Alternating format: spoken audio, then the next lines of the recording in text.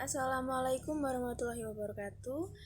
Pertama-tama perkenalkan nama saya Ria Adela, NIM 205231258 dari kelas PBS 4G.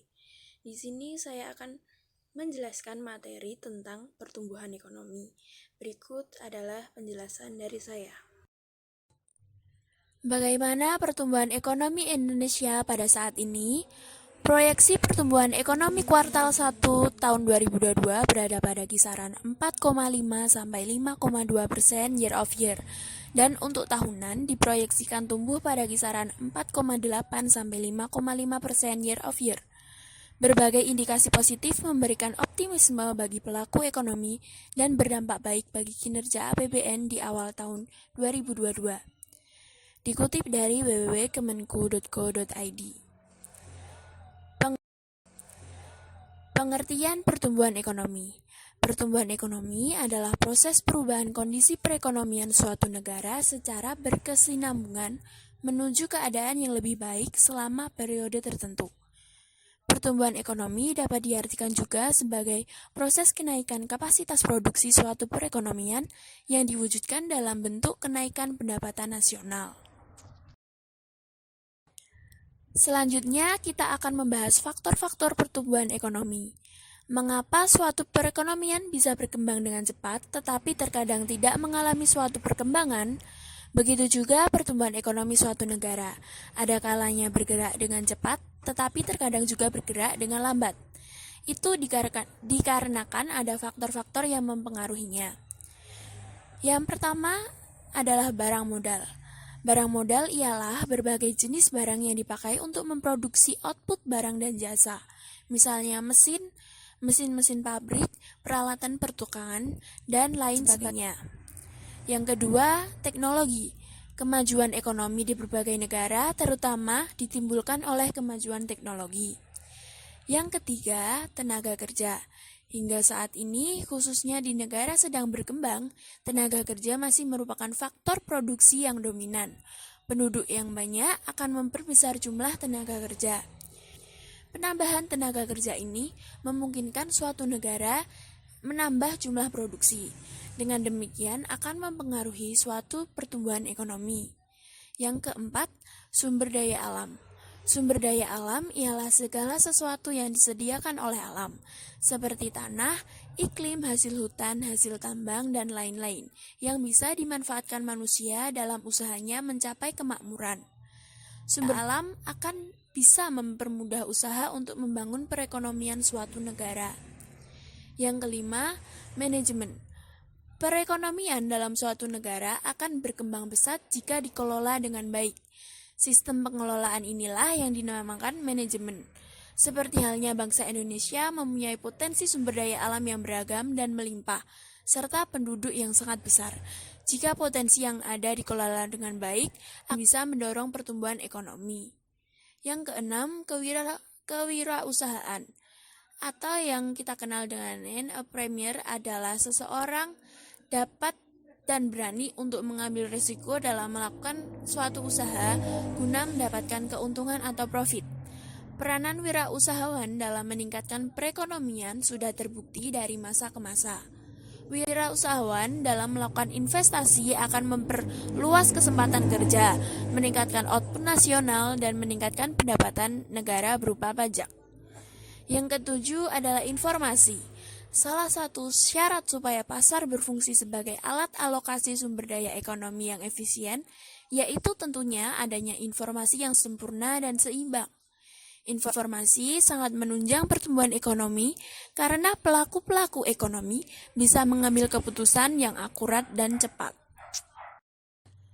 Selanjutnya ada indikator pertumbuhan ekonomi. Di setiap negara akan selalu berusaha untuk mencapai pertumbuhan ekonomi yang optimal untuk membawa bangsanya kepada kehidupan yang lebih baik. Setiap pemerintahan akan mengukur keberhasilan perekonomian negaranya dengan berbagai metode atau indikator yang paling representatif terhadap perubahan perekonomian. Yang pertama, indikator pendapatan nasional real. Indikator pertama yang umum digunakan di berbagai negara untuk menilai perkembangan ekonomi adalah perubahan pendapatan nasional real. Pendapatan nasional real ini menunjukkan output secara keseluruhan dari barang-barang jadi dan jasa suatu negara.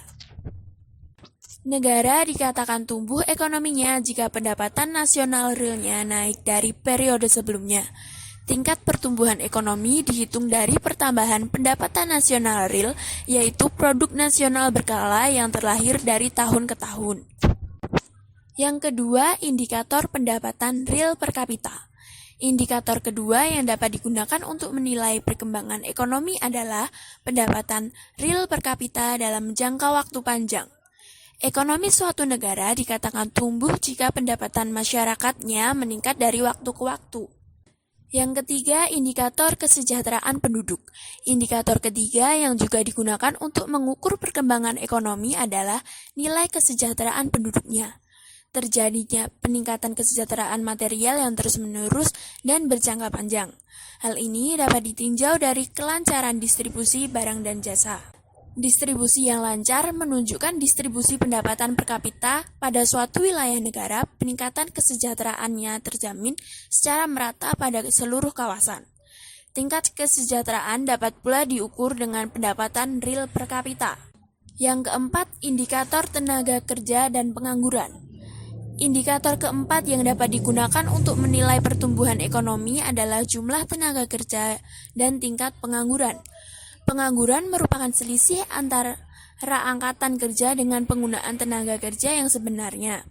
Angkatan kerja adalah jumlah tenaga kerja yang terdapat dalam suatu perekonomian pada suatu waktu tertentu. Selanjutnya, ciri-ciri pertumbuhan ekonomi. Yang pertama, terjadi laju pertumbuhan penduduk serta produk per kapita yang cepat.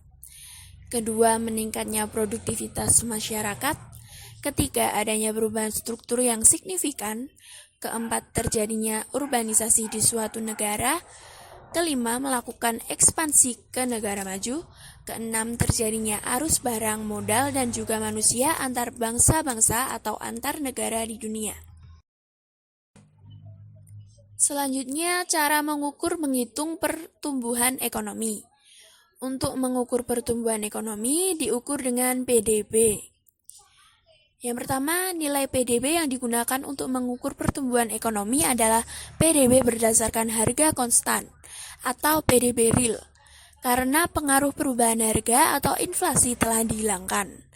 Yang kedua, cara menghitung pertumbuhan ekonomi yang sederhana adalah dengan membandingkan periode yang satu atau periode dasar dengan periode yang dihitung. Yang ketiga, pengukuran pertumbuhan ekonomi pada umumnya dilakukan dalam kurun waktu triwulan atau tahunan. Yang keempat, jika laju pertumbuhan penduduk dihitung untuk satu periode dapat dihitung berdasarkan rumus. Di sini terdapat rumus R T-1, T sama dengan PDBT dikurangi PDBT-1 dibagi PDBT-1 dikali 100%. Keterangannya, R sama dengan pertumbuhan ekonomi, T-1 sama dengan pertumbuhan ekonomi tahun sebelumnya.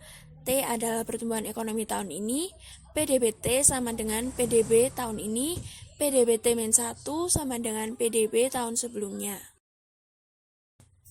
Berikut adalah contoh soal. Soal, PDB suatu negara tahun 2018 sebesar 70.000 miliar dan tahun 2019 adalah 80 miliar.